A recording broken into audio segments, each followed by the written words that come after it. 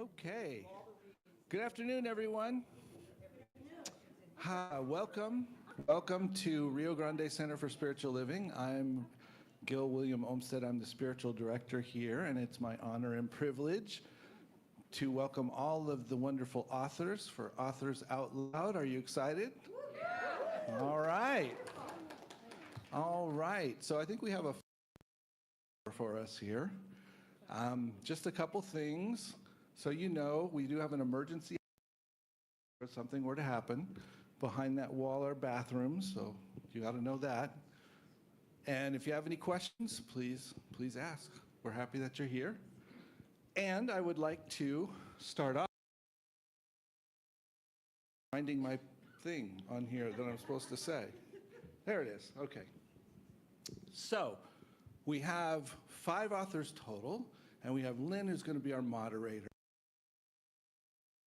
And then she'll tell you how it works and introduce the rest of the crowd. How's that?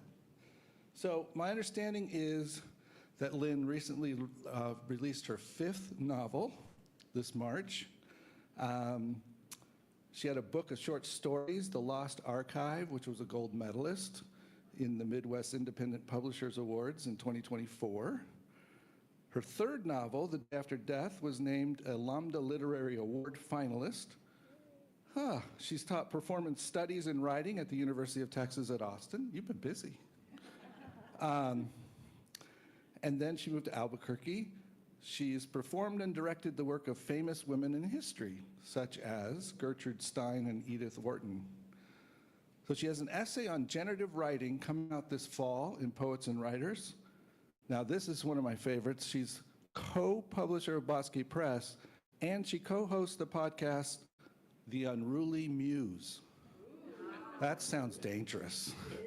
All right. So without further ado, let me hand it over to Lynn, and thank you all for being here. Thank you very much, Gil, and thank you all of you for coming on this sunny Sunday. We appreciate it.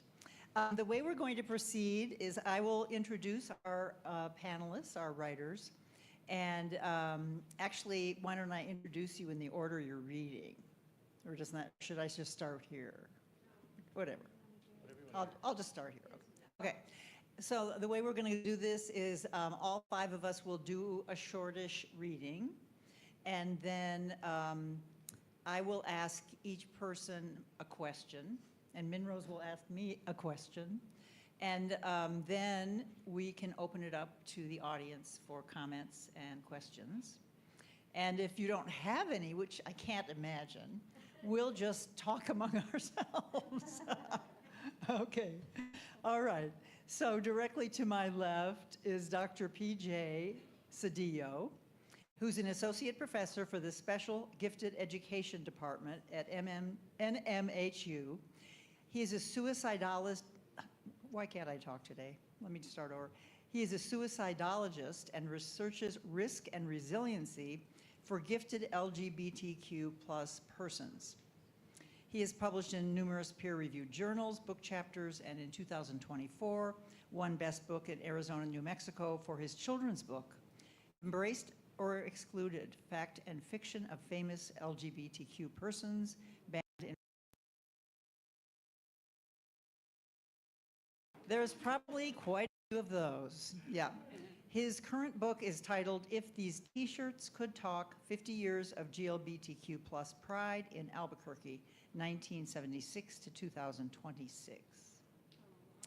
All right, next to him is Minrose Gwynn, the author of The Queen of Palmyra, a Barnes & Noble Discover Great New Writer's Pick, that's a novel. Promise, another novel, shortlisted for the Willie Morris Award in Southern Literature, and The Accidentals, another novel, which received the Mississippi Book Award in Fiction. Her 4th novel, Beautiful Dreamers, was named Indies Book of the Year by Forward Reviews. Then next to her, we have Cynthia Sylvester, who was and is, I guess, born into the Kinyaani clan for the Bilagana clan. Did I do okay, Cynthia? Yeah, you did. Cynthia is a native of Albuquerque She is a graduate of the University of New Mexico and received her MFA in creative writing from the MFA program for writers at Warren Wilson College.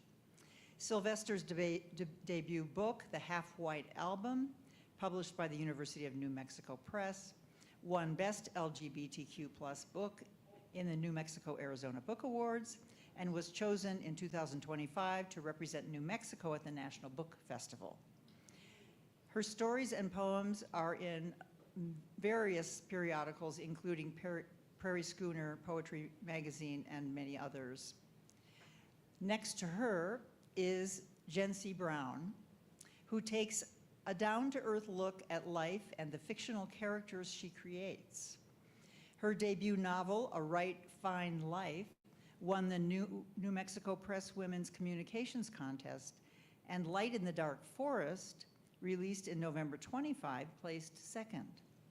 Her short stories are published in ABQ in print. So we have a very illustrious group here, and we're excited. So we are going to begin today with Minrose reading. Do you need a mic, Minrose? I think there's one. Okay. Is this on? It's on? Oh. This one's louder if you'd rather have it. This one's quite good. Okay, hi. I'm Minrose.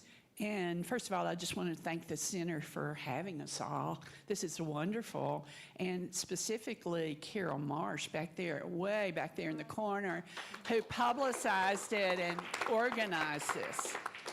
Carol, take a bow. Yes, take a bow. The only thing, I'm reading from my book, Beautiful Dreamers, and which is my most recent novel. And the only thing I need to say about it is, because I'm beginning at the beginning, is that Belcote is a small town on the Mississippi Gulf Coast.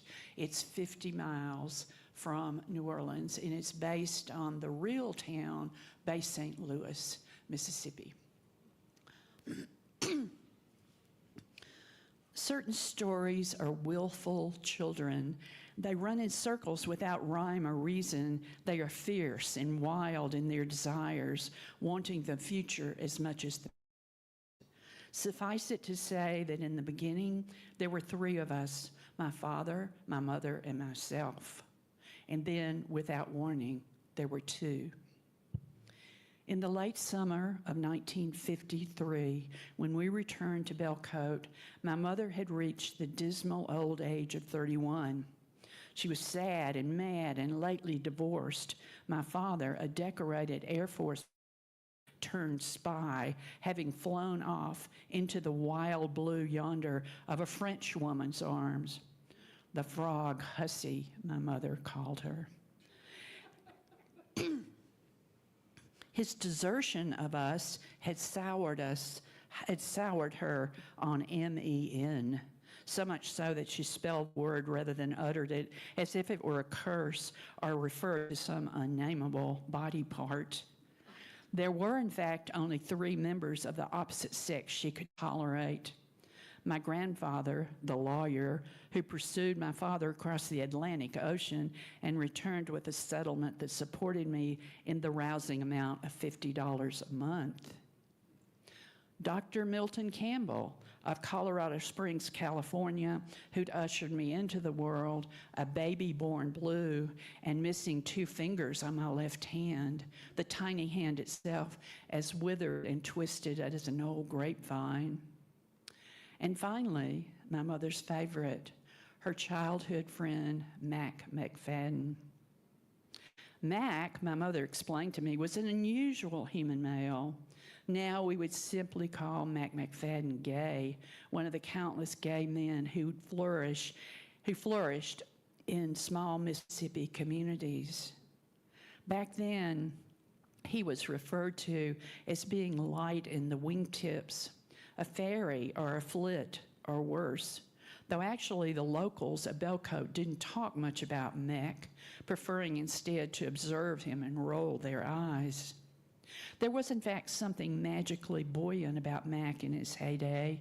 He was a large man, a substantial man, yet so blond and light-skinned that parts of him seemed translucent as he poured tea for my mother and me and offered us cold biscuits with apple butter and great chunks of sharp cheddar in the weeks following our homecoming.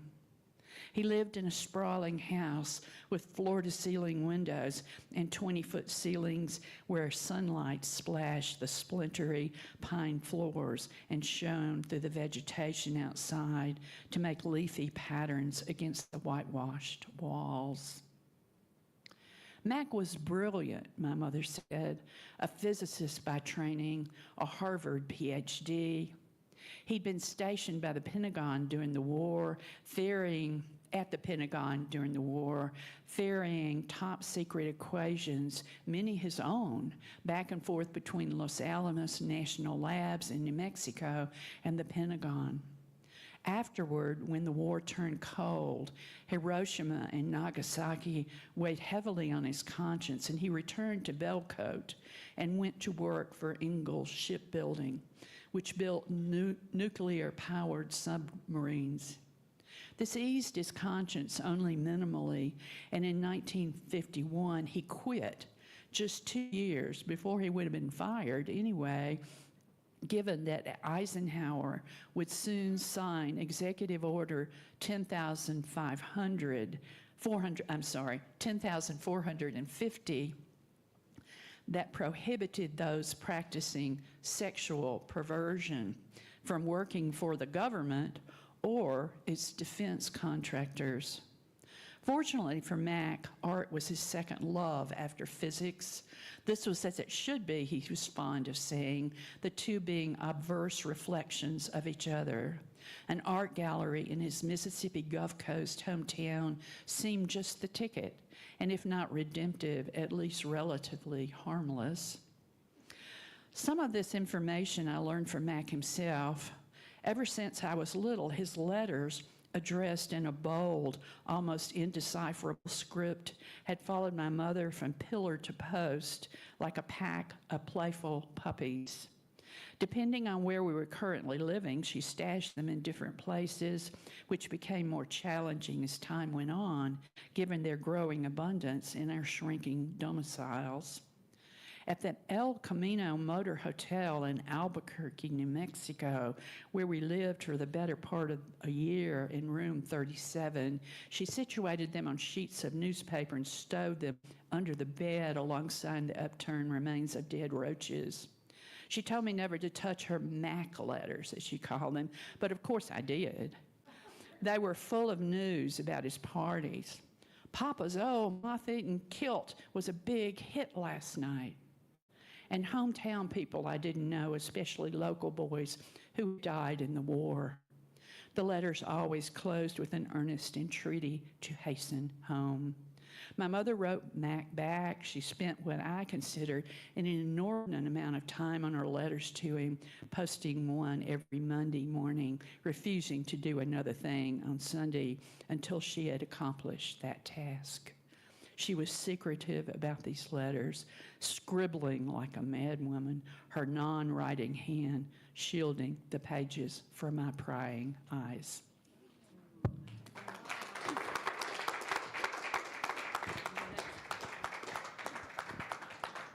Thank you, Minrose. And so next we're going to have PJ Cedillo. Thank you and welcome. I'm going to read from my new book, If These T-Shirts Could Talk, 50 Years of GLBTQ Pride in Albuquerque, 1976 to 2026. I'm going to read the back, what talks about the book itself, and then I'm going to read just a brief chapter and talks about one interesting fact about the history of Pride here in Albuquerque. So if these T-shirts could talk, this is a vibrant, deeply researched chronicle of one of the Southwest's most enduring and dynamic Pride celebrations. From its humble beginnings in 1976, when just 25 brave individuals marched quietly along Central Avenue, to the dazzling multi-day festivals of today. This book captures the heart, struggles, and triumphs of Albuquerque's GLBTQ+ community. Through the lens of the official Pride T-shirts, archival photos, and firsthand accounts, Dr. P.J. Cedillo weaves together the stories of activists, allies, and everyday people's battle for visibility and acceptance. The impact of the AIDS crisis, the challenge of leadership and community division, and the resilience shown in the face of hate, pandemic, and political backlash. This is more than a history, it's a celebration of solidarity, creativity, and power of coming together, whether you're a longtime participant, a newcomer, or an ally. If these t-shirts could talk, invites you to honor the past, reflect on the present, and dream boldly for the future. The story of Albuquerque Pride is a testament to the enduring spirit of a community that refuses to be silenced, and a reminder that every t-shirt, every march, and every act of courage matters.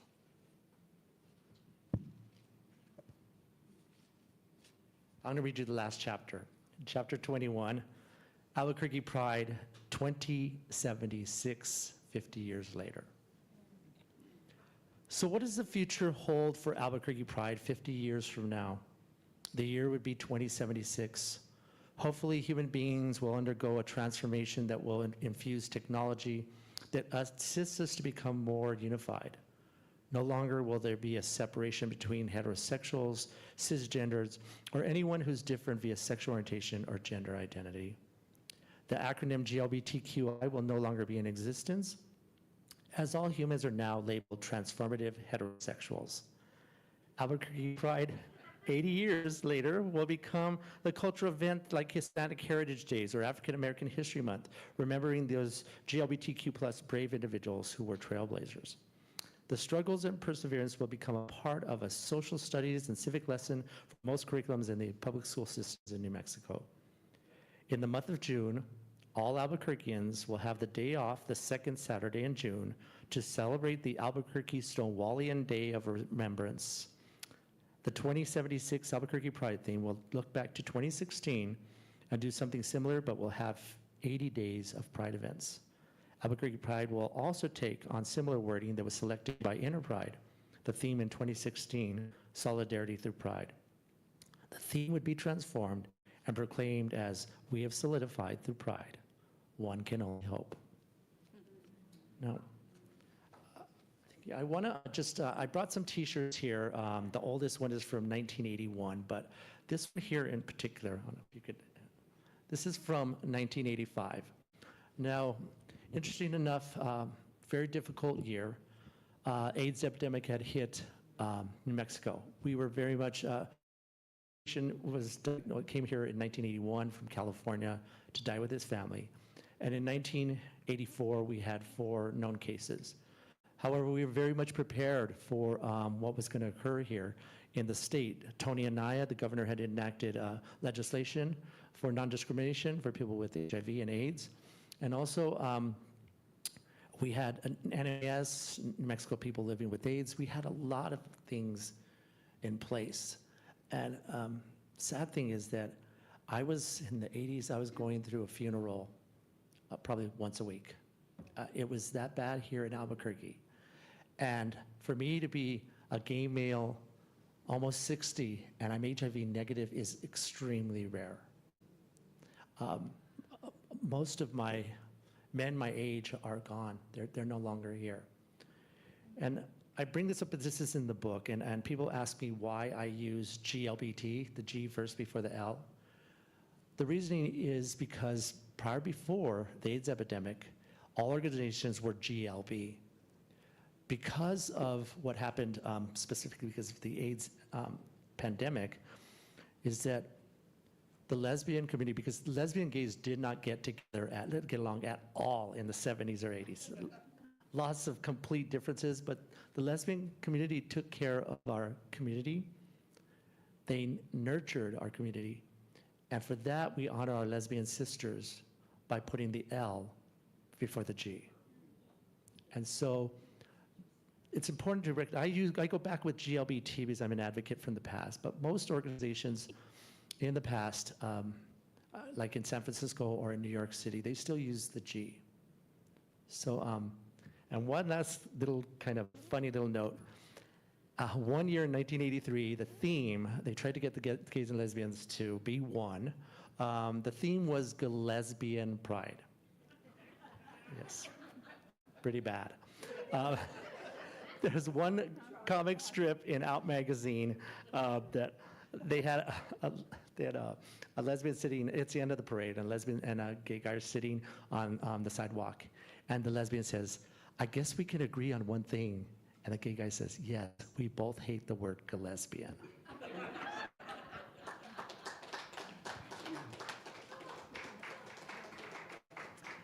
Thank you, PJ. Next up, we have Cynthia Sylvester. Okay.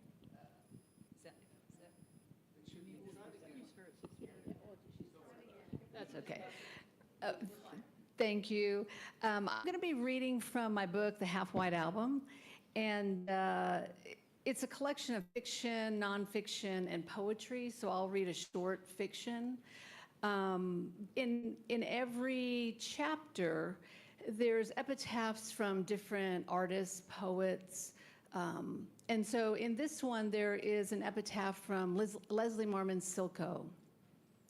I will tell you something about stories. They aren't just entertainment. They are all we have to fight off illness and death. You don't have anything if you don't have stories. And this is from the chapter Live at the House of the High Noon Moon. Every song in the, hang on a second. I'm not sorry, not every song. I get them confused. Every story in the book is named after a song. And this one is after the Stones song, the Rolling Stones song, Sympathy for the Devil. We were sitting at the Fat Chance on Central Avenue across the street from the University of New Mexico. Irby and I would go there on Thursday nights to listen to the woman who sang tobacco and whiskey-infused songs. Pitchers of beer were $3, and I think I was in love with her and the place. She was not beautiful, not like Irby, but they both had voices that had learned to hold attention in dark and smoky places. While she was singing, Irby was talking. Irby was always talking. He's like the wind here in Albuquerque. It may be just a breeze, but it rarely stops blowing. That evening, he shouted over the noise of the bar and our singer, "You know, little cuz, we were both born on a day when the sky was all shot up." I looked at him and shook my head. "Irby, you were born on a beautiful day in August." I returned to listening to our singer and her rendition of the Stones tune she was covering. God, I wish I could remember her name. She was balanced on the edge of a high bar stool, one booted foot set firmly on the stage and the other hooked on the bottom rail. She cradled a 12-string Ovation guitar to her breasts. Irby yelled, "No, our day got tattooed with a pink pillbox hat, black Cadillacs, and blood." Irby always told his story when he got dumped, pointing to the fictitious day of his birth as the reason for his being unable to keep a lover. I looked at him. His long brown fingers were gently wrapped around the lukewarm glass of beer, and he took a sip as if it were a fine Chablis. I wish I'd known then that he would be gone in just 2 short years. I would have paid more attention. But then again, I can say that about a lot of things. Irby continued, "My dad was there waiting for me to be born at the hospital. He was dressed in his best Western wear, a green short-sleeved shirt, brown Lee Western pants that hung at the perfect length over the top of his alligator and kangaroo cowboy boots. All the nurses were checking him out as he stood in the corner of the waiting room smoking a Pall Mall. Irby lit a cigarette and took a long drag. In the waiting room with Dad, there was a grandma. She was sitting across from him knitting a baby blanket, the needles clicking together like a metronome. She had on a traditional velveteen blouse, a pleated skirt, and a squash blossom necklace that weighed about 10 pounds. He paused to take a drag and for me to turn and look at him. His eyes were squinting through the smoke as it rose and twirled over our heads. Then the news came through over the speakers that the president was shot. My dad just stood there, opening and closing his silver Zippo lighter. My mom, who's being wheeled down the cold cinder block hallway to the delivery room, picked up her little head and questioned if she'd heard that right. But when the orderly who was pushing the gurney fainted, she knew she had. and the grandma stopped knitting and began to rock back and forth in her chair. I strained to hear our singer, Sally, that was her name. I yelled to Irby, this is her last song before break, just let me, but he continued. My mom cried, tears rolled down her cheeks and into her ears. She cried not just because she was in god-awful pain or because she loved that president, but because even though she always said she wasn't a very good Indian, she knew this was a bad sign. To have a child born on such a day, oh, the bad luck the child would carry. Yeah. Meanwhile, the grandma in the waiting room with Dad began to cry too.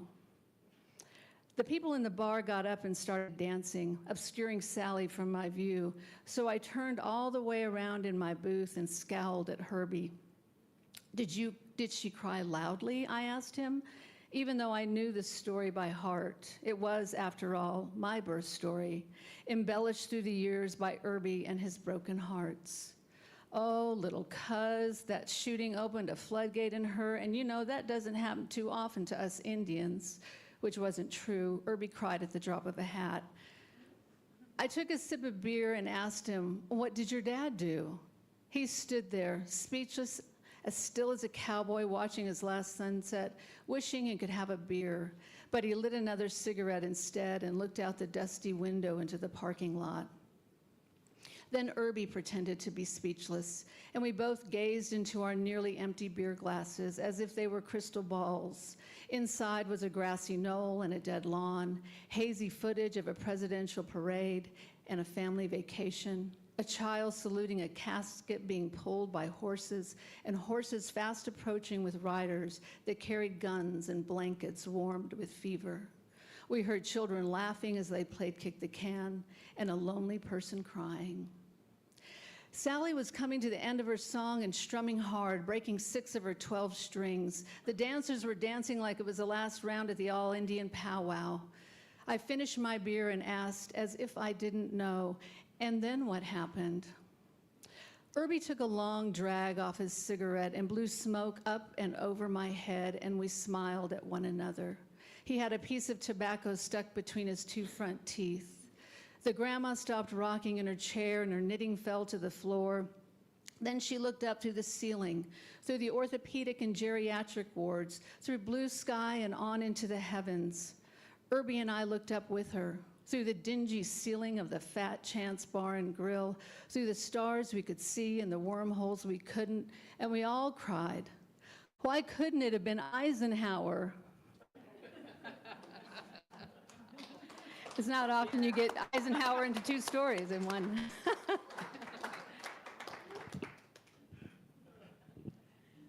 Thank you, Cynthia.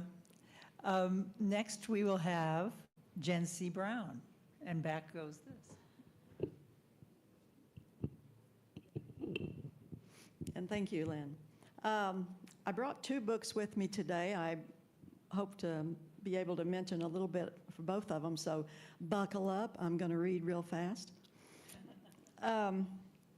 My first one, and people kept saying you write what you know about to be successful. And so being a musician, I wrote about a young man that from California that wants to be a country music star, big as he can get. Being in California, he moved to Bakersfield, which is the center of California's country music scene. Spends a couple of years there. This is 2008 to 14, about 5 years we follow him. And finally, he gets picked up by a nationally big country star. And he wants him to travel with him on the road. So this is a big break for him. Now, out on the road, this big star has a promotions manager, Julia Campbell, who is on the road with them some, but mostly back in Nashville. So when he meets her, he's like, oh, cute. And he even asks her out to lunch. She's at first, I keep it real simple out on the road. And he keeps after her. I'm sure the guys have told you, probably not. And finally they do it. She does agree to go to lunch with him. And I marked this page, why? Then later, a few weeks later, they're at a barbecue joint, which is their favorite on the road. You can pick up, some blues music at the same time. So Julia is there. And after they've eaten and the rest of the band has gone to listen to the music, she invites him to go over to a booth where they can talk better.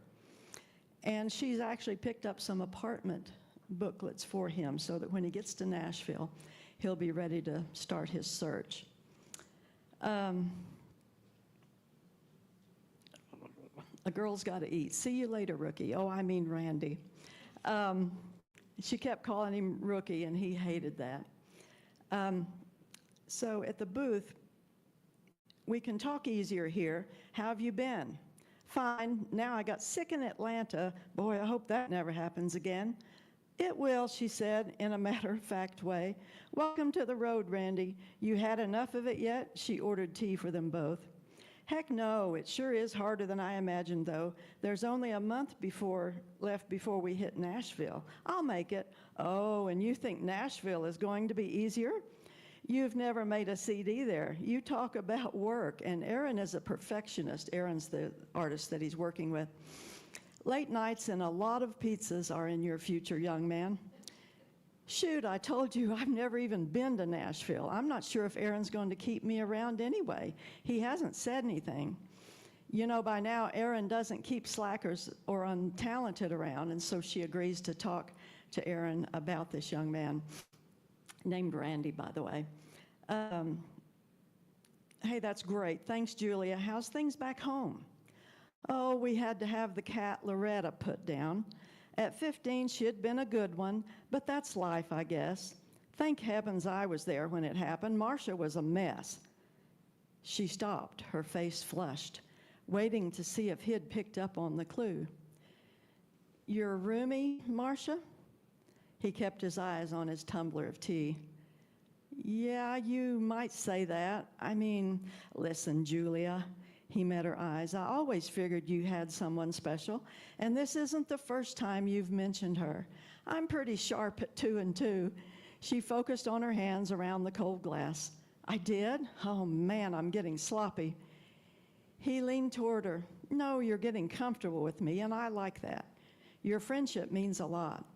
He sat back again. Heck, you've kept me sane out here, yelling orders at me like my sister. You remind me of her. Gosh, Randy, that's nice. So this changes nothing between us? Sure it does. He watched her smile fade. It makes us closer than ever. Thanks for trusting me.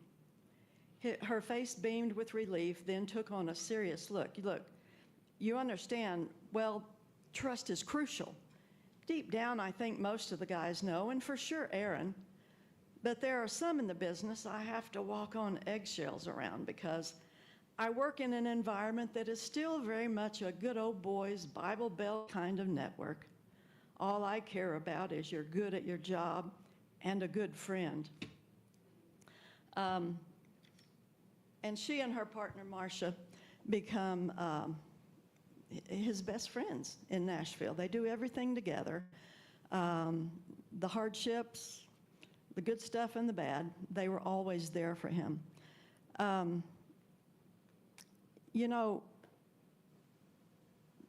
In researching to make sure I got things right, there's always been a lesbian and a queer community in Nashville, but nobody talked about it. We're everywhere, right? Back in the 1960s, Wilma Burgess had 15 charted songs. They said she lived an open secret. So people knew, but they just didn't talk about it. Even though later in life, she opened the Hitching Post, which was the first lesbian bar in Nashville. Then we had K.D. Lang, to be politically incorrect. Did anybody need a gaydar there to figure that one out?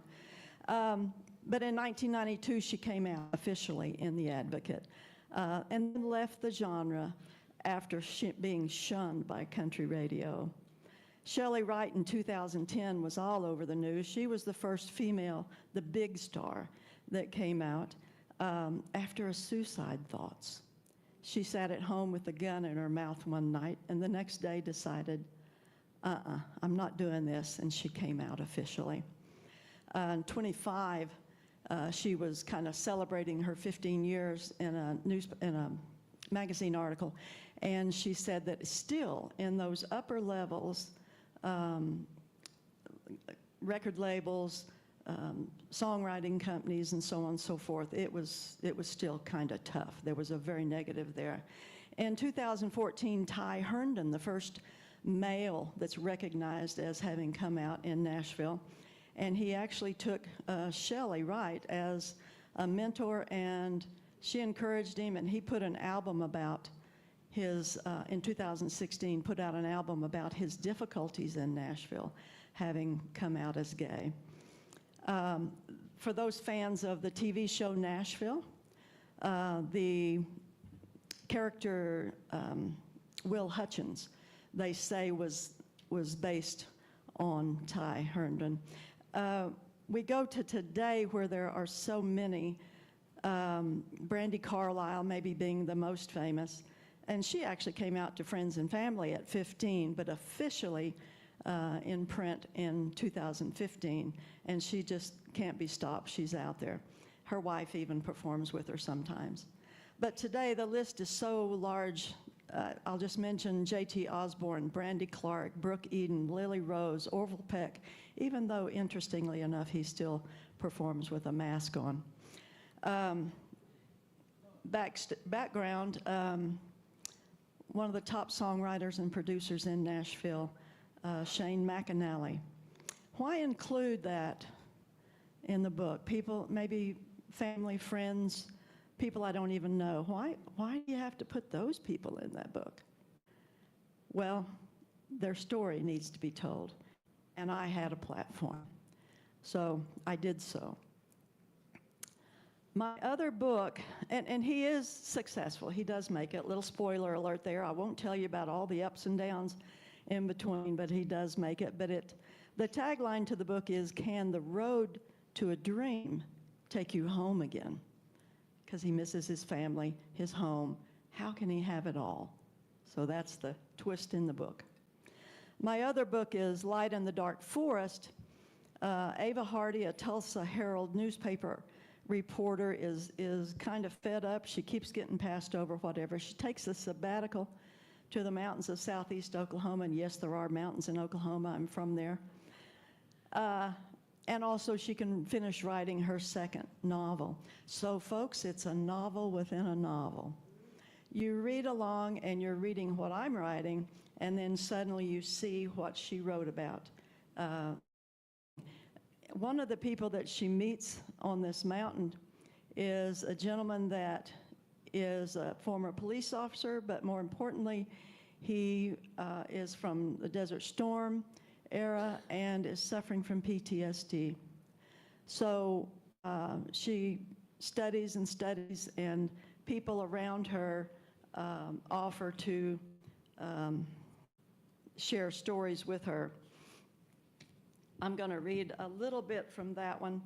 A lot of her friends are around a campfire. They've had burgers and whatever that evening, and people start to talk about what she's writing and how they want to help. One of the men has brought his grown daughter.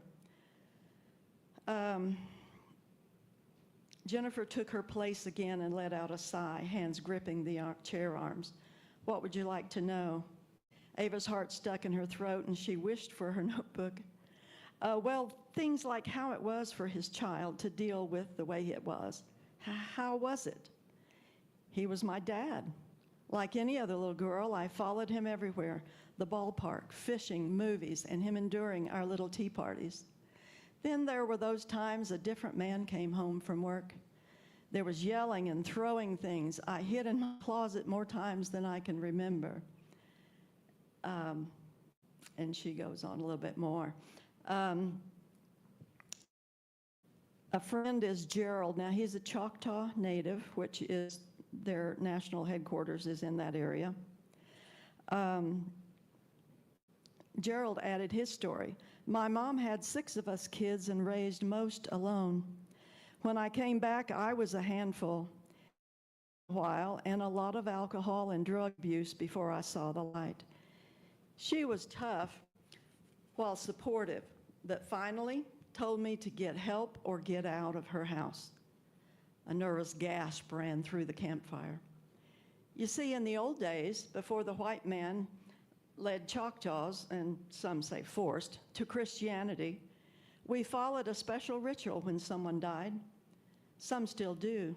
They built a fire on the side of the death, or more often outside the deceased dwelling, and kept it blazing 4 days to light the way to the person's happy place.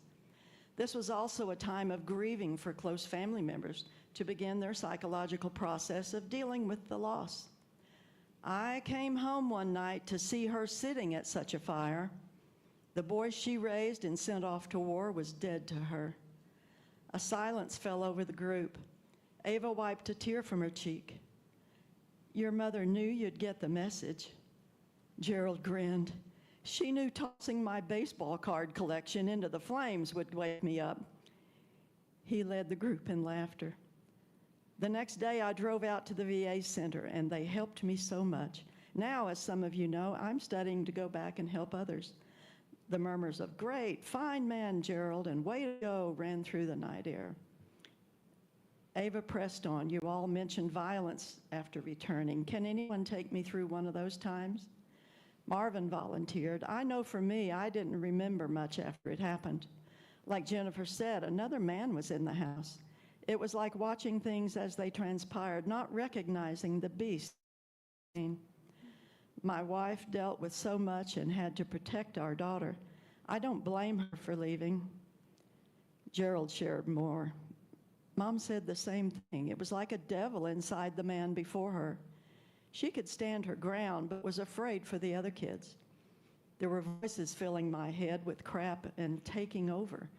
It helps to talk about this with those who understand. That's why sessions at the center help me. A lot of people think we're making excuses for our behavior, but that's not it at all.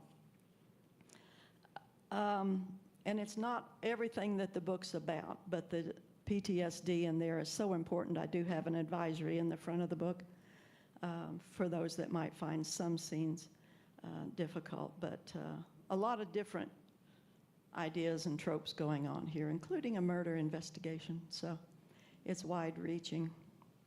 Thank you.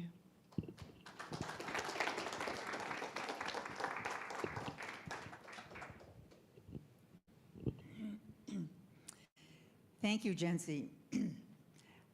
I'm going to read from my new novel, The Surrogate, and I'm going to read from rather deep into it, so I'll just give you a very quick snap of where we are.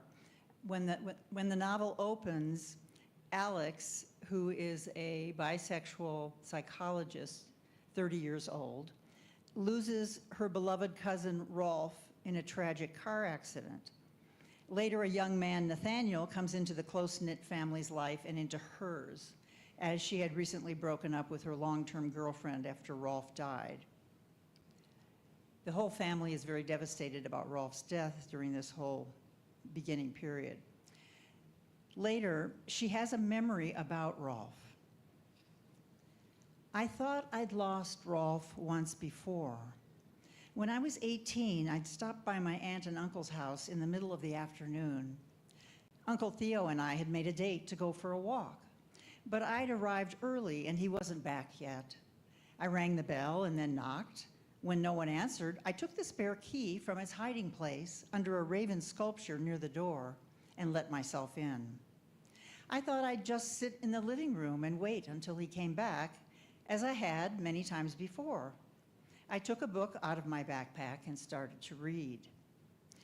After a few minutes, smothered laughter floated out from the bedroom down the hall, on the opposite side of the house from my aunt and uncle's room, from Rolf's room.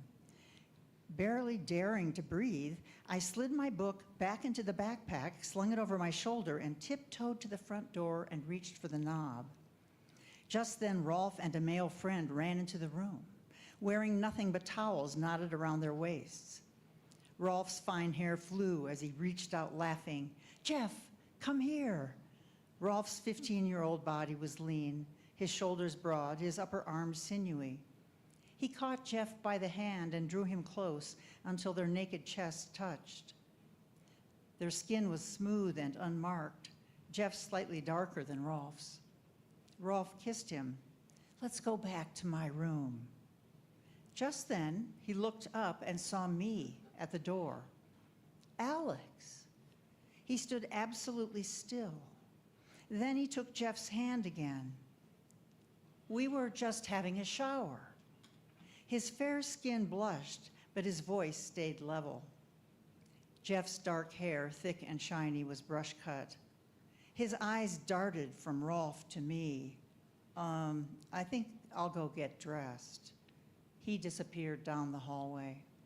My own face burned. "Excuse me, Uncle Theo is meeting me here. I guess I'm a little early."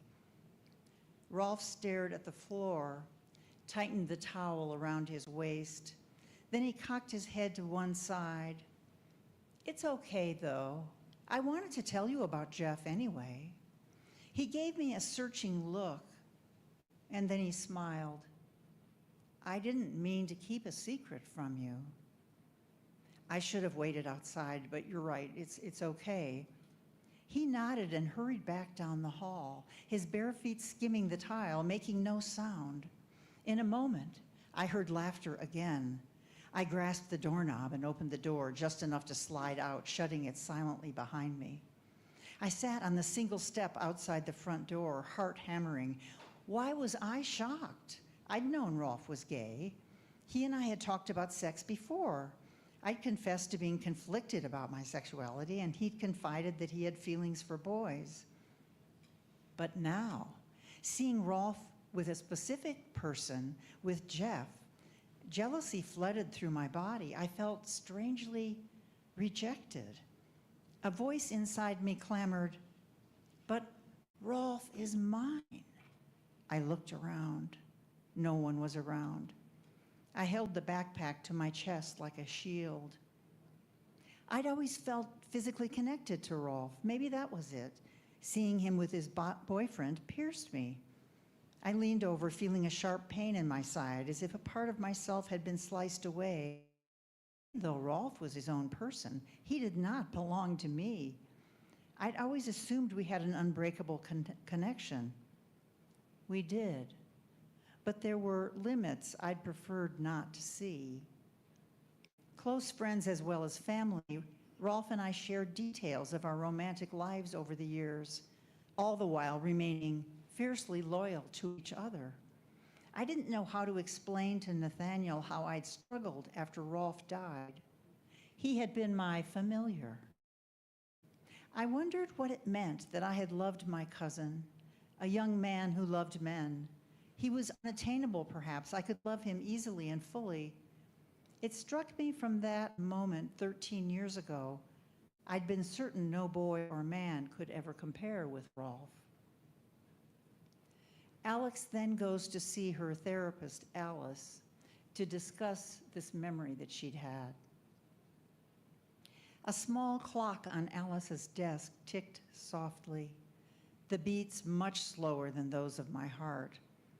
I pressed my fingertips against my eyes. When I was with Nathaniel last week, I remembered coming into Rolf's house when we were teenagers. I was waiting for Uncle Theo. I'd let myself in like I had many times before because when I knocked and rang the bell, no one came to the door. But that day, as I sat waiting, Rolf and his lover ran from his room into the living room. Alice, her body still, but her face watchful in a way that was almost feline, waited. I hadn't thought of that day in a very long time. How bereft I felt, how envious of the young man he was with. Rolf seemed out of reach in a way he never had before. A flush rose into my face. When I didn't continue, Alice said, "I asked you last time we talked if you were afraid your love for Rolf wasn't appropriate. How are you feeling about that now?" This is very hard to talk about. My hands gripped each other and twisted in my lap. Nothing sexual ever happened between us, but I was aware of him in an intimate way. I thought about him. I was curious about him sexually. Uncle Theo's portrait of Rolf in his studio came into my mind, its grace and beauty, Rolf's shining spirit radiating beyond the paper. I don't know how to answer your question. It's upsetting. Alice leaned forward and spoke slowly as if feeling her way. You have strong feelings for this young man you loved so very much. His life was cut short. Whether you feel betrayed because he left you by dying, or that he didn't love you as much as you wanted, or whatever you felt about him, your feelings for him were and are genuine. Your connection is deep and enduring. You will always miss him. Her face turned inward for a moment. Love is so complicated. If we understood it completely, we wouldn't need professionals like you or me to talk to. She raised her head and her eyes were gentle. You didn't act on your sexual feelings for Rolf, but you felt them. Often our first love is someone in our family. Sometimes that makes us feel ashamed, yet those early feelings awaken the ability and the desire to love others. She looked out the window at the winter sky for a moment and turned back to me. Most young people don't know how to love themselves. They can only begin to learn how by falling in love with someone else. If they're fortunate, the beloved reflects back that love they so desire. Perhaps this is the great gift that Rolf gave you. What do you mean? That you can love and be hurt, even devastated, and still go on with your life. And most of all, that you can love again. Thank you.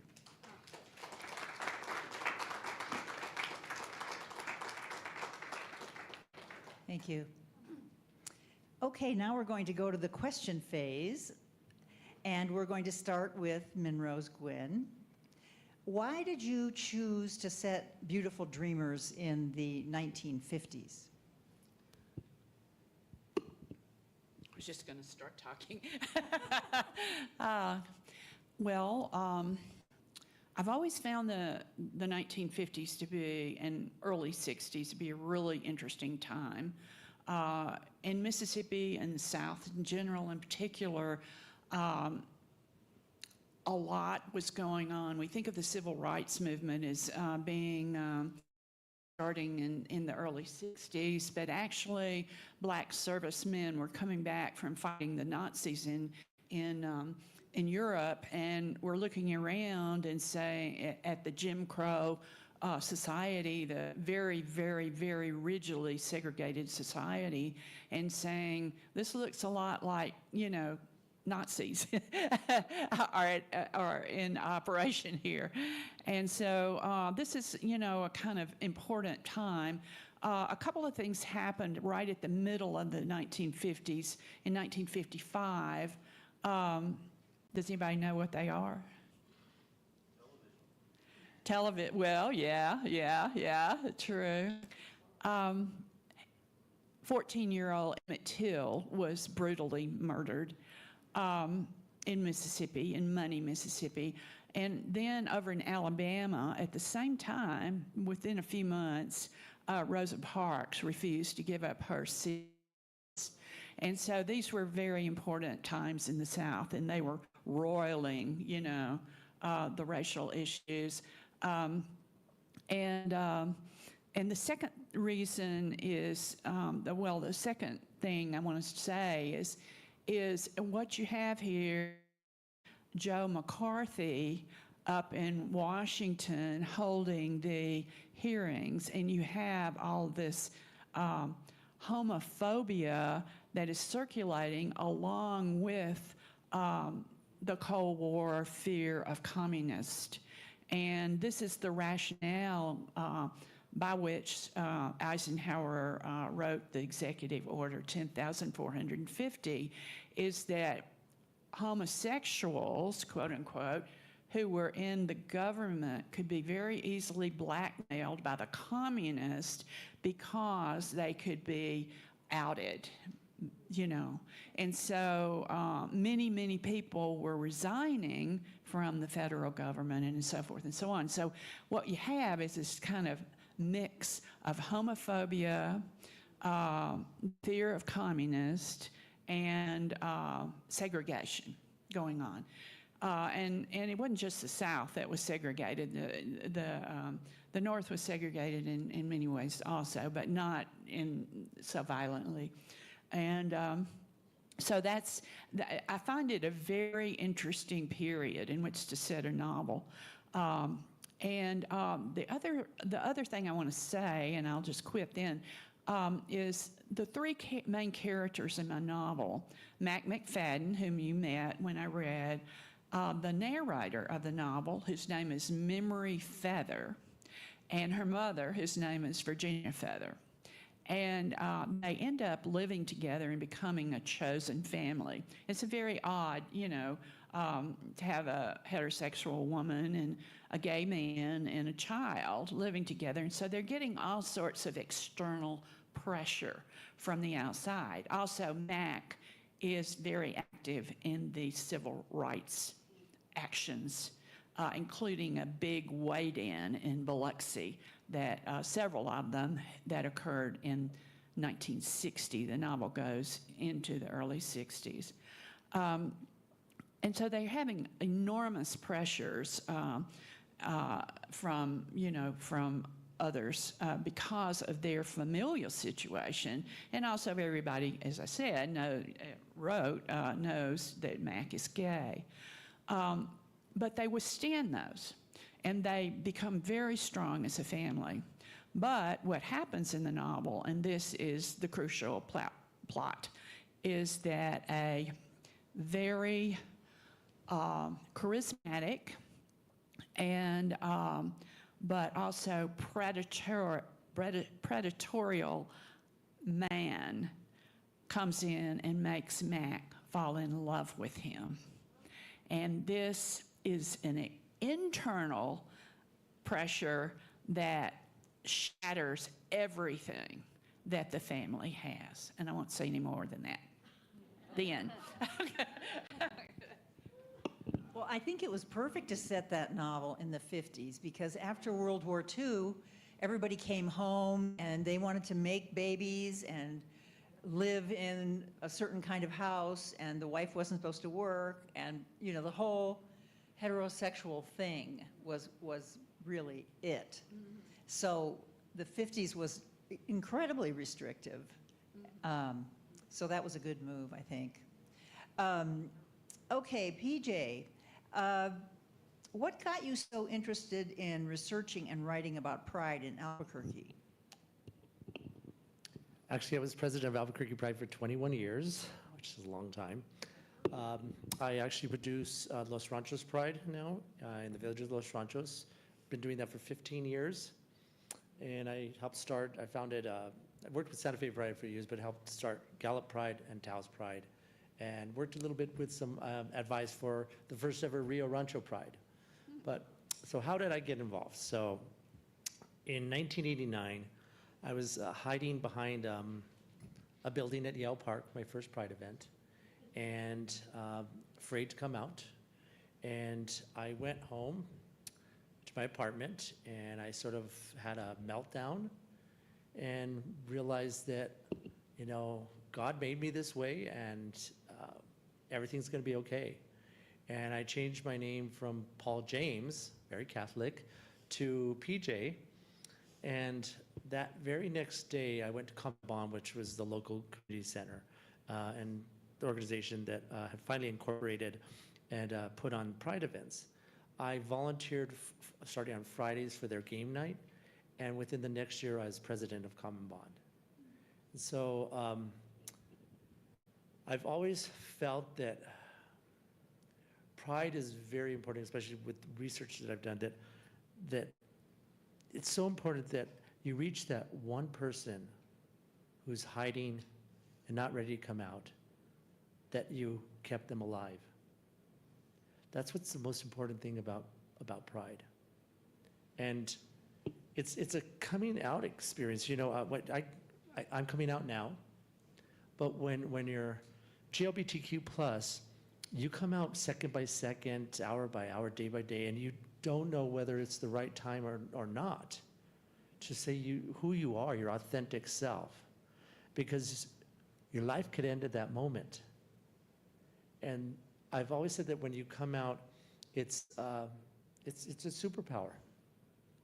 All of us who come out are superheroes. It takes a long time for us to come out.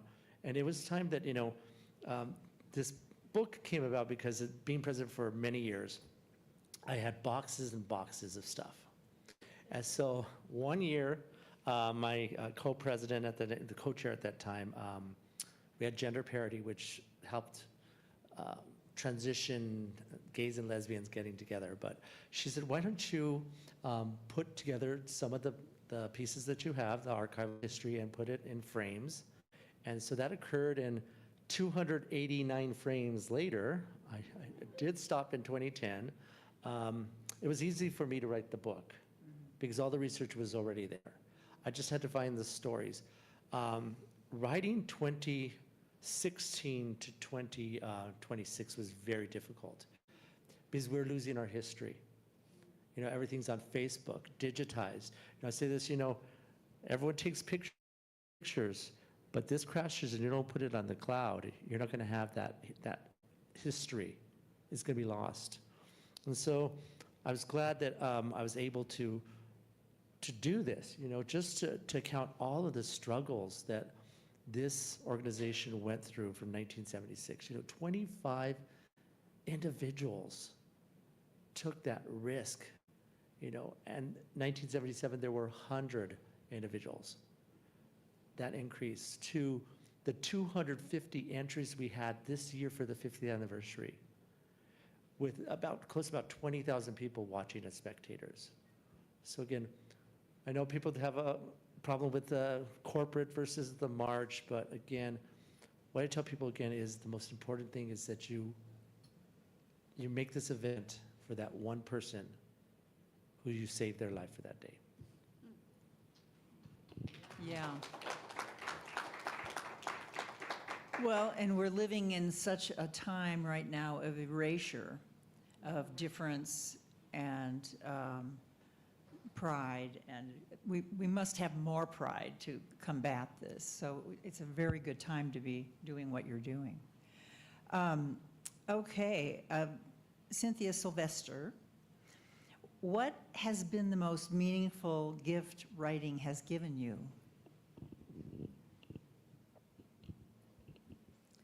This microphone.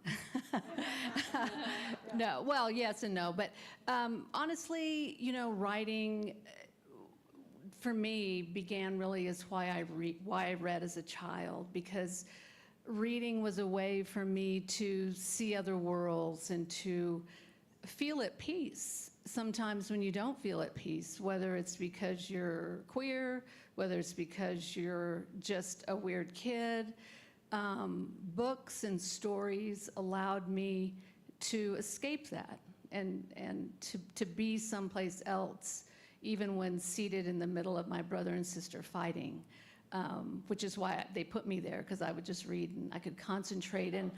And writing is the same thing for me. It's a way for me to find peace, to heal. This book is very much a healing experience and is based on a very old ceremony that takes place over the course of 9 nights, in this case 9 concerts. But writing also allows me, I feel like I'm better when I can go over something over and over and over. Speaking off the cuff, as my wife knows, is sometimes not the best thing for me to do. But when I can curate myself and when I can draft myself and when I can actually do that to my thoughts, it's very, I can see where I'm coming from, because sometimes I'm not exactly sure. where I'm coming from. And then I would say one of the greatest things is just this, really. Carol March and I was just saying, when I moved back home to Albuquerque 23 years ago, we wrote together in the back of a Jiffy Lube or something. And Lynn was one of my early mentors, and Phyllis, and all of these people here. Cam is now one of the people that comes to my Dime Stories that I host every second Thursday at Quirky Books now. So it's a community, and it allows me to have a community. I'm a physical therapist by trade, have been for 36 years. But where I feel most like myself is in my writing community. And with my patients, I get to be myself. But like PJ said, you come out moment by moment. You know, I can't come out. I work in Rio Rancho too. So you have to hide. You have to do a lot of hiding, being a lesbian and being queer. And so, but I don't have to hide here. And I don't have to hide when I write, and it's allowed me to find another community. I worry about how when I get dressed for work, I'm like, do I look professional? When I get dressed to do this, I'm like, I just look like me, and I don't worry. So I'm very, it's the greatest gift ever given to me. So yeah.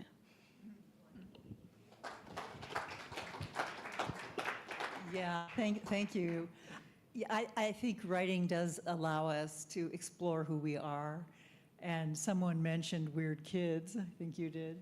And I think behind every writer is that weird kid who has all kinds of sensations and feelings and needs to express them and be accepted and share. And writing helps us do that, yeah. Jency, I know that you've said a little bit during your presentation about some of the research that you did in terms of gay people in music, et cetera. What about the use of sensitivity readers, which you mentioned to me, to validate the authenticity of your published work? Right.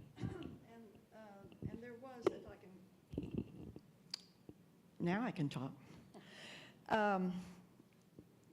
And I'll go back just a second. There was a tremendous amount of research for the first book in the music world. Even though I'm a musician, I know a lot of musicians, good friends, that have been through the system, some even to Nashville, and I had them to look for some research. But I also wanted things to be authentic as possible. So was that venue operating for country music in this 5-year period?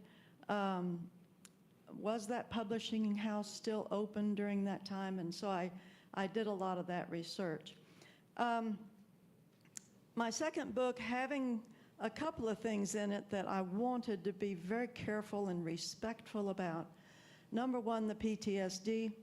And second, I have a Choctaw character in that plays a major role. I have a good friend that we met through a online conference 4 years ago, and that small group still meets via Zoom every other week.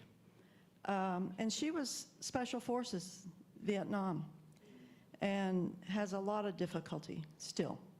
And so she offered to read, and I said, okay, if it's too hard, put it down, it's okay. I have other people I can call on. And she did say that parts were difficult, definitely encouraged me to do the advisory that's in there. It was just important to me that I was respectful of those people and their feelings they're going through. The Choctaw, I had a sensitivity reader set up for that, and that fell through. I was close to publication.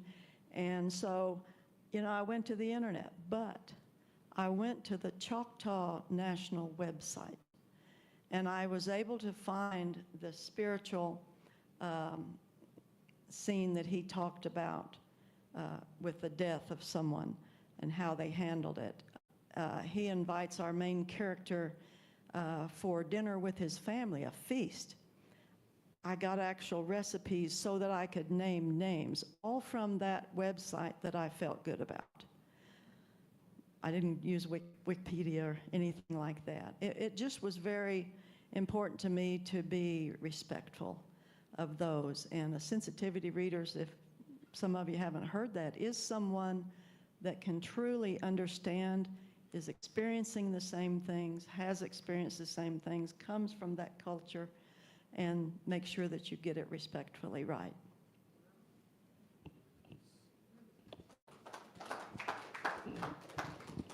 Yeah, thank you for that. Sensitivity readers can sometimes be in publishing kind of a putting on the situation, but the meaning behind them is a good one. But yeah. And she did have things for me to change, little small words. Right. A Marine is not a soldier, they're Marine. Oh, yeah. She's got your back, no, she's got your six. Those things. Yeah. She was also able to help me authenticate. Yeah, that's great. I'm going to give this to Minrose to ask me a question. Yay. So Lynn, Alex is the narrator, as we've learned from your reading, and the central intelligence of the surrogate. So I wondered if you'd like to talk about your choice to make her bisexual and how her sexual journey coheres with the plot and also the emotional journeys of the other characters in the book. This book takes place mostly from 2007 to 2010, and the Great Recession plays a huge role in this book. Alex grows up in a family with really two families. Her mother's a twin, and her twin sister, she and her twin sister married two men who were best friends. So these two families live close to each other. Alex's family has just her, she's an only child, and then her aunt and uncle have two sons. But the three kids grow up together. So the family is really 7 people, not 2 families. So when Rolf is killed in his accident, the whole family feels the reverberations. I just wanted to throw that out. And the surviving brother is a stockbroker. So when 2008 hits and the market crashes spectacularly, as it does with Lehman Brothers in September of '08, Stephen, who has invested his parents' money as well as his own, has a crash. So all of these things reverberate. So this is a way of just bringing in other elements of the plot. But they serve Alex's journey, I think, because Alex at 30 is kind of at a tipping point in her life, just like the economy was at a tipping point. And she has had relationships with both men and women, and most recently a woman that she was quite serious about. But when Rolf dies, she's so bereft that she kind of shuts down and that relationship breaks up. And the young man, the stranger, enters the story. He's very charming, as Rolf was, very attractive, and everyone in the family kind of falls for him, except for Stephen, the stockbroker, who thinks this guy is not, he's too good to be true. So there's all this tension around that. So Alex is kind of in this state of being 30, she's changed careers once, now she's settled on psychology, so she's plunging ahead there. She's not sure about what she wants in a relationship.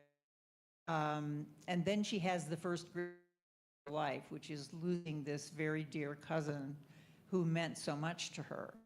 So this fulcrum of tipping points ties in, I think, with her sexuality. And I don't want to spoil the ending of the novel, so I won't say what happens to Alex in this regard.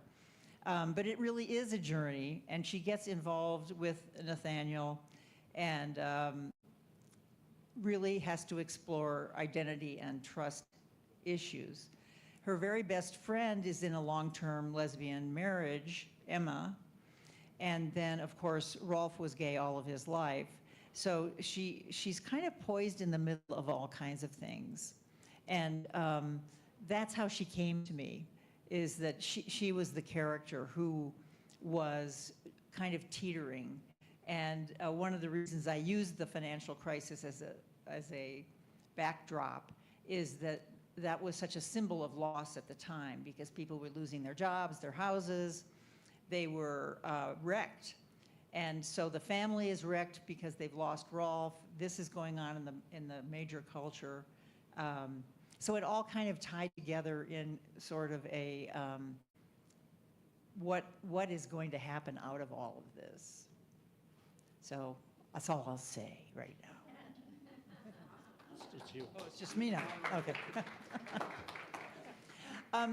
Well, we have time for a couple questions, and then we want to have you come up and talk to us at the table and look at the books, and we're happy to sign them. And yes, we have a question in the front. PJ, you were talking about the transition between the 50s and now as far as the information getting to people. How do you perceive your books and your wonderment of your own existences getting to the younger folks without having to get a book? Because very few people look at books anymore. And it's sad, but how do you get that information to them, that stories that you're intimately expressing? It's on Kindle, which is good. Yes. But there's a very young, vibrant board right now. And 2 years ago, it is probably going to be the end of Albuquerque Pride. And I told that one story to them, because it was a horrible event that they had experienced. And I brought up the fact that, you saved someone's life here by putting this event on. And they came back and they put on Pride again in 2026. So I have a younger group of kids. They have new title holders.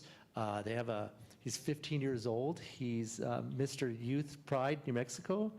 And he's wanting to tell the stories. I have someone else who, this is sort of the end of my chapter, of this, moving on to my other research. But I have other people who are keeping that information to keep the stories out there. So it's just doing talks like this, going out to, I'm an educator, so I'm going to be probably doing a class at UNM and at Highlands just to showcase this, so the younger generation knows about this. So it's not forgotten. And at least it's in print there.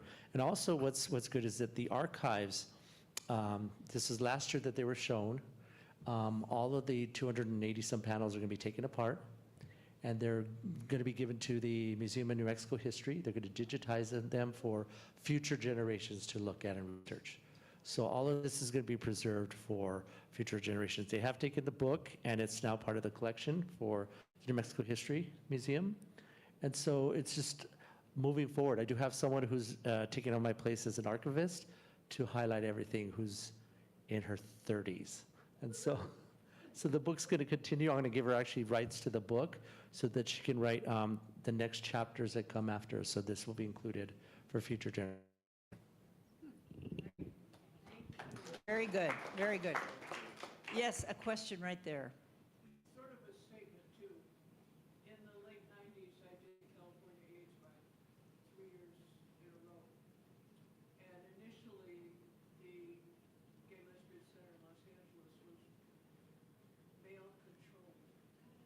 And then Lori Jean came in and changed the whole atmosphere. Until the last time I rode, there were at least half lesbians and parents and young people and grandparents and an incredible group of a couple thousand people. I say that because times have finally changed. We had a woman who started the Lesbian News in California, and I was at a dinner and she said, come here. And I said, what? And she goes, I don't have much to do with the male part of this group. She said, but things are starting to change, so I'm just going to give you this. We had to raise money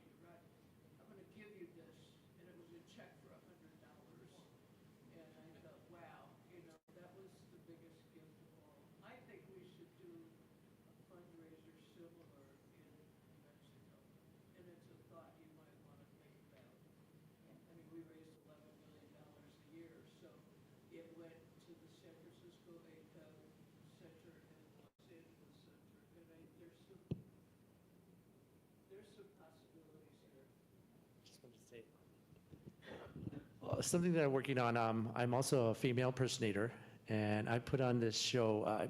We're going to have our final show at the National Hispanic Cultural Center, and we took drag out of the bars and put it out for our families. So it's going to be our 20th end of show. I'm trying to do closure with a lot of things, but what I'm working on also with this gentleman is we're looking to look at certain locations to put markers of things that happened in our JLBT community, events or bars that occurred.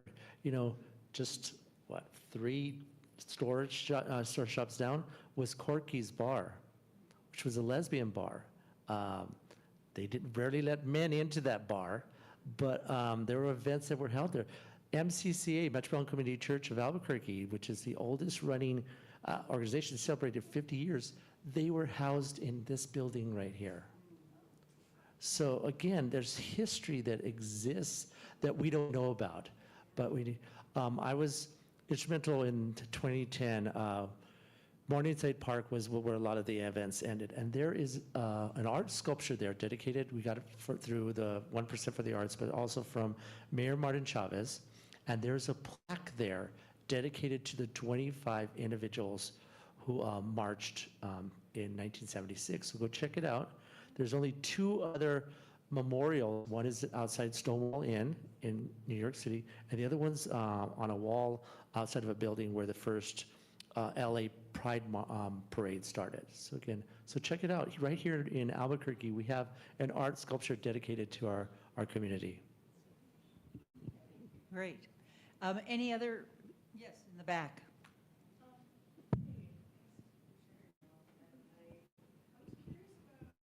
Second. I can talk loud. No, you can't.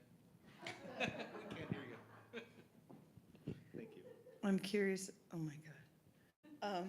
Curious about your process and as being writers and working on a memoir right now, and like, how do you set aside certain times of day? Do you work for certain hours? I'm curious, you know, whoever wants to share about your creative process. Okay. Do we have another mic that works that we can use? Is that one? Yeah. It's on. Is that on? Okay. Well, since it's in front of me, so one of the things being a working writer, meaning I work as a physical therapist for 36 years, this book is about 15 years of work. And how I did that was every morning I get up, I try still every morning to write for 20 minutes. And if you do that over a long period of time, you get the work done. And then hopefully you can find larger periods of time, maybe on weekends or whatever your schedule is. And then I found it extremely beneficial to me. That's why I took hosting Dime Stories, which is these little 3-minute stories that writers write, and you're more than happy to come. It's fiction, nonfiction, 3-minute prose, and my friend Jennifer Simpson was the originator here in Albuquerque. It actually originates in San Diego. But many of the stories that are in this book, I wrote for Dime Stories because it gave me a deadline, and it gave me a way to edit myself because it has 3 minutes. So having some kind of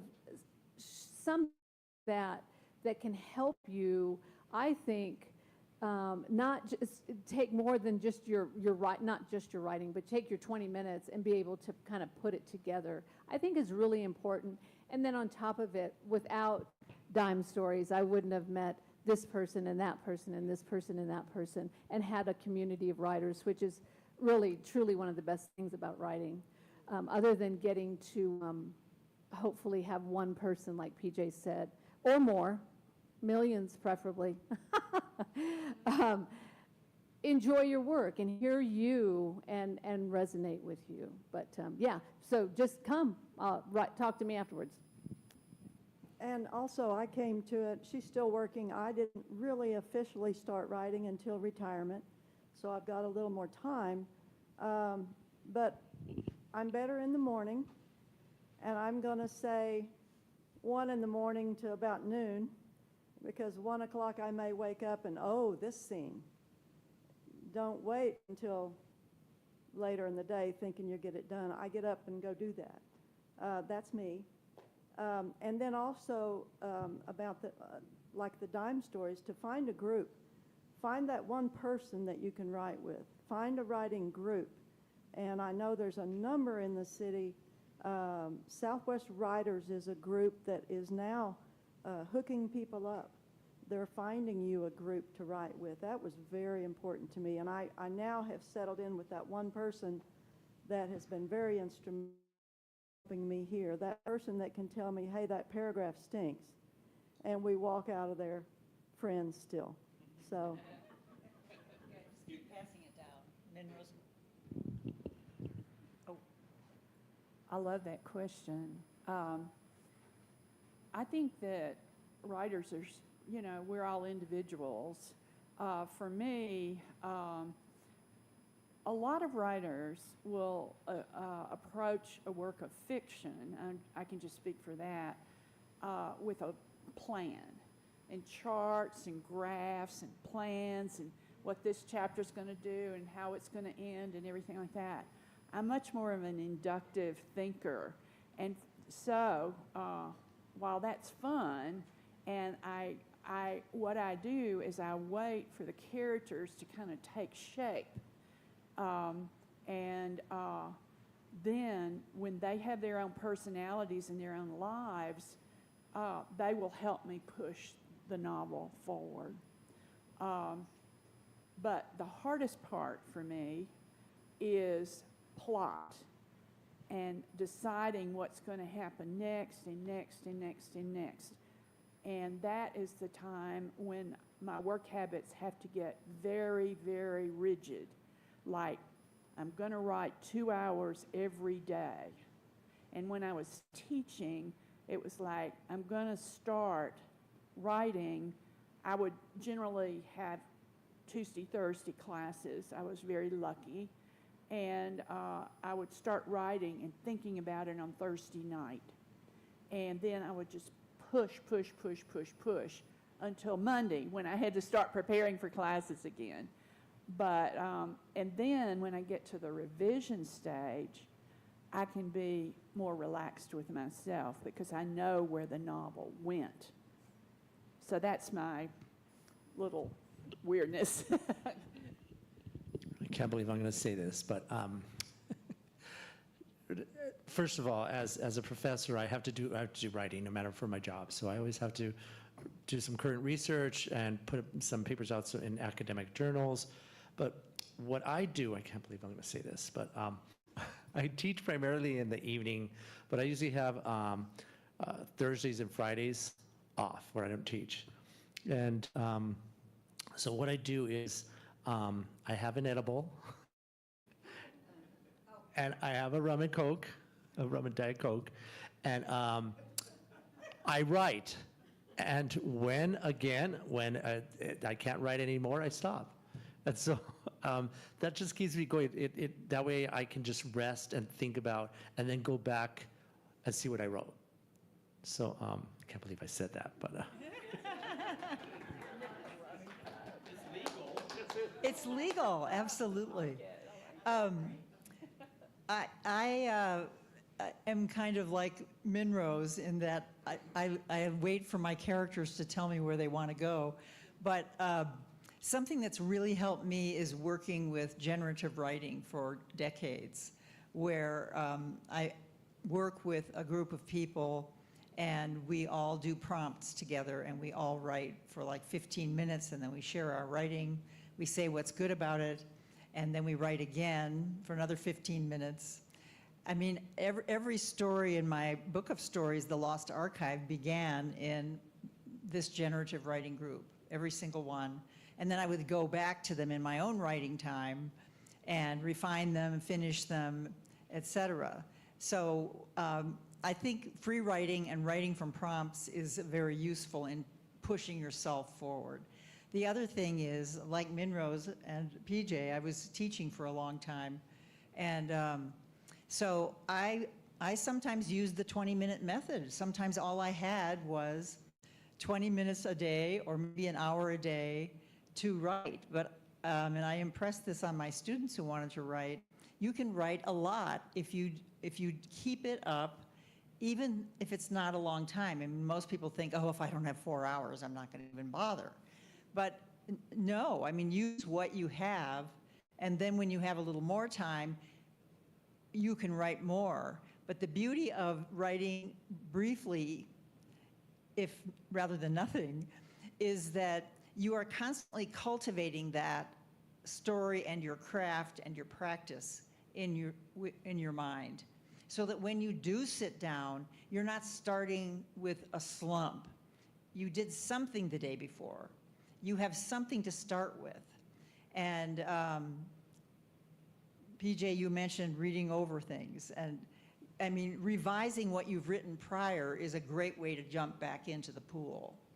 So, you know, I try to write for 2 hours every day, but I don't always have 2 hours, or sometimes I have more than 2 hours. But I try to just scavenge what I have.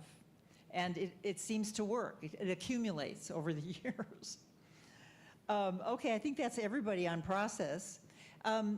Do we want to continue and have some private conversations over by the books? Does that sound good? Yes? And Carol, I want to thank you so much for putting this panel together. And thank you, Gil. You're welcome. You're welcome. Thank you, all of you. And I'll let Carol, because she's the star of pulling this together. Oh, thank you very much. I really appreciate it. This is the first event that the bookstore, our new bookstore, has sponsored.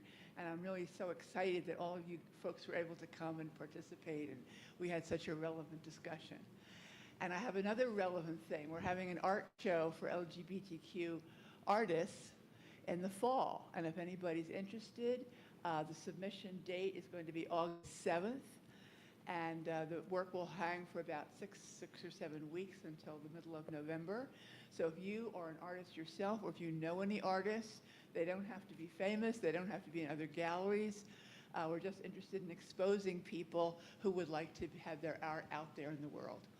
So if anybody's interested, these are right here, and thank you again for coming.